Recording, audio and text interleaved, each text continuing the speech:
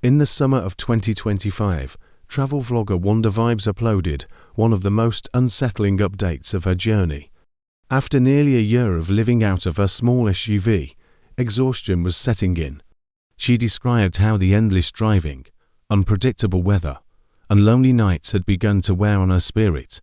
To regain some stability, she entered what she jokingly called her slow nomad era, choosing to spend weeks in one place instead of constantly moving. Her chosen camp was a quiet spot outside Yellowstone, tucked away in the forest. It was idyllic. Towering pines surrounded her camp, and the faint sound of a creek carried through the air.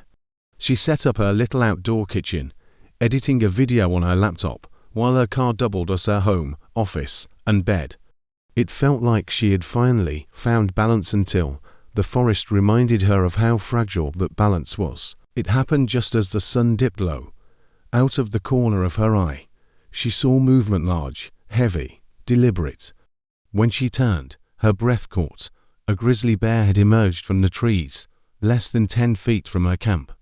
It was enormous, its shaggy fur rippling as it walked with calm but terrifying confidence. She froze. Her bear spray, tucked into a bag inside the car, was useless now. Instinct took over as she scrambled to the far side of her vehicle, using it as a barrier. The bear lumbered closer, sniffing the back of her car, circling slowly, almost as if it were curious about her presence. At one point, it passed so close that she could see the steam of its breath in the cool evening air. The standoff felt endless, but eventually, the animal turned away, melting back into the forest as silently as it had appeared. For several minutes after, she remained frozen, her heart hammering, every sense straining to catch the faintest sound.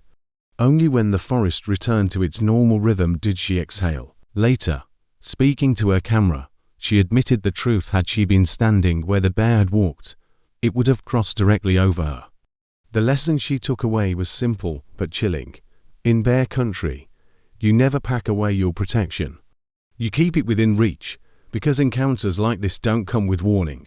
That night, sleep didn't come easily.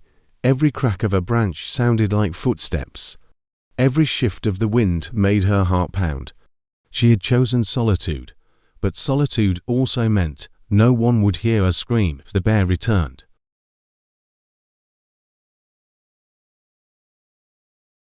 Deep in the Blackwood Range of Australia, a pair of explorers known online as Bushland Seekers set out to investigate a rumor that had persisted for decades. Locals spoke of a lone hiker who vanished in those very woods, his torso later found near a creek under circumstances that still raised questions. Some said his tent had never been recovered, still hidden somewhere among the dense forest. The two men hiked 4 hours, the canopy overhead so thick it blocked most of the light. The silence was heavy, broken only by the crunch of their boots and the occasional call of distant birds. The further they pressed, the more isolated they felt, as if the forest itself was swallowing them whole. Then, almost hidden among the trees, they found it. A weathered tent stood slumped in the clearing, its fabric discolored but intact. Around it lay strange, forgotten items, an old child's backpack faded by sun and rain, a rusting camping chair collapsed into the dirt, and an assortment of personal belongings strewn about, as if the owner had vanished mid-step. The sight was eerie, less like a campsite and more like a frozen moment in time. As they inspected the gear, an unsettling sound pierced the quiet. A low, hum-like blast echoed through the forest, deep and unnatural. Both men froze, eyes darting in every direction, but the source of the sound remained unseen. Despite the growing unease, they pressed on to the creek, where the man's remains had once been discovered. The ground was steep and treacherous, the rushing water below loud enough to drown out conversation. It was easy to imagine how someone could slip, fall, and be swept downstream, their body battered beyond recognition. Back at the tent, they noticed something chilling.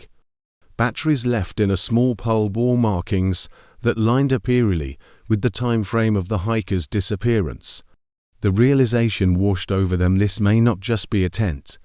This may have been his tent. Neither man spoke much on the hike back.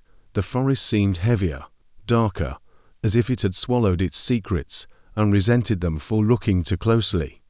The tent remained behind them, a silent witness to a tragedy that no one would ever fully understand.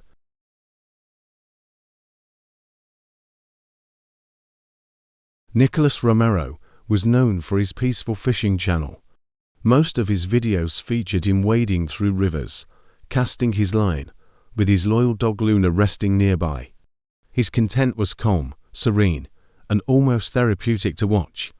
But one particular trip shattered that tranquility. The day began as usual. He hiked into the woods, found a promising stretch of river, and let the rhythm of fishing take over. Hours passed in peace. The forest seemed alive with sound, and the river shimmered beneath the afternoon sun. Then he noticed them. Across the bank, standing partly hidden among the trees, were two men. At first, he thought they were hikers, but something was off. They didn't wave. They didn't move on. They just stood there, silent and watchful. Nicholas called out, offering a friendly hello, but they didn't respond. Instead, they shifted closer, inch by inch, their eyes locked on him without expression.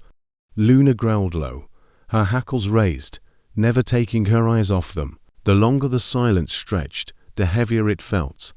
This wasn't just awkwardness, it was intentional. Nicholas's instincts screamed at him that something was wrong. He packed his gear quickly, keeping one eye on the strangers, and began making his way downstream. They didn't follow, but they didn't leave either. They just watched until he was out of sight. Back at camp that evening, Nicholas couldn't shake the unease. In the wilderness, you expect wild animals, weather, and terrain to be the dangers. But that day, the real fear came from something far less predictable: people who chose to linger and watch in silence.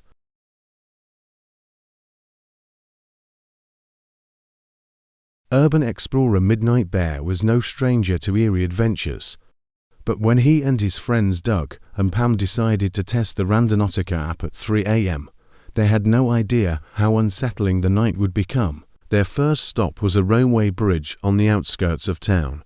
Surveillance signs warned of cameras, but scattered across the ground were strange objects: a dirt-caked toy, a single shoe, and a tape measure lying in the gravel. Innocent on their own, but together, oddly disturbing. The app next led them to a city park. Under the faint glow of a streetlight, they discovered a sticker plastered to a lamppost. Its message was cryptic, almost academic, speaking of evil reduced to routine and betrayal of creation. The words felt wrong, like something meant to unsettle anyone who dared read it. The final coordinates sent them deep into the woods. There, they found a decrepit shed, its roof sagging, its doorway littered with strange items, pots, bedding, and scraps of clothing. Then, they noticed the faint flicker of light inside. They called out, but no reply came, only shifting sounds.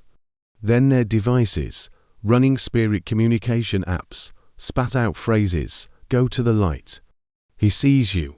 The words appeared almost in sync with the movement inside. Suddenly, a loud crash echoed behind the shed, followed by footsteps. Something was thrown in their direction, clattering against the ground. Panic erupted. They bolted through the trees, adrenaline carrying them back to the safety of their car. Theories flew afterward. Some said it was just a squatter protecting his space. Others believed the app had drawn them into something far darker. Whatever the truth, one thing was certain: none of them wanted to return to find out.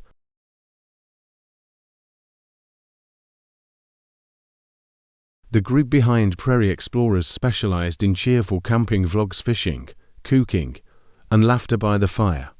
But during a trip to Red River Gorge, they captured something they never expected. The evening began as always. They roasted corn and vegetables over the fire, sharing stories, while the forest around them hummed with life. Crickets, frogs, and owls filled the night with sound.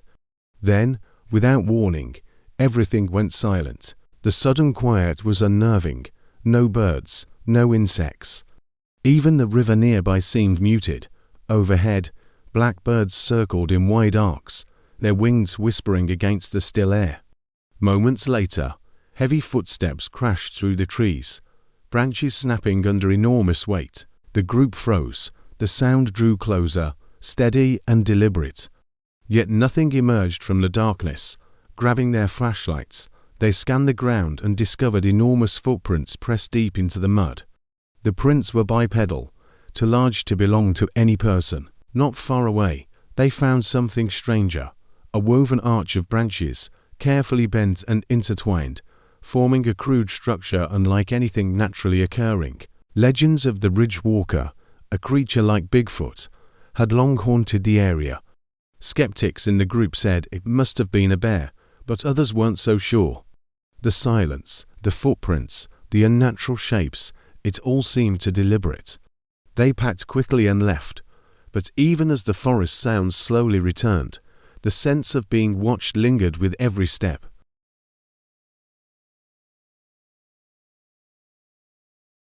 The YouTube channel Hidden Pines rarely went viral. Most of their uploads were simple trail cam clips of deer, foxes, or raccoons. But one video from early spring changed everything. The footage was short, barely 15 seconds, but those seconds were enough to ignite debate across the internet. In the grainy clip, a massive figure moved through the trees. Upright, broad, and fluid, it walked with a natural stride that didn't resemble a person in costume. Its proportions were uncanny, long arms, a hunched posture, and a gait too smooth for an obvious fake.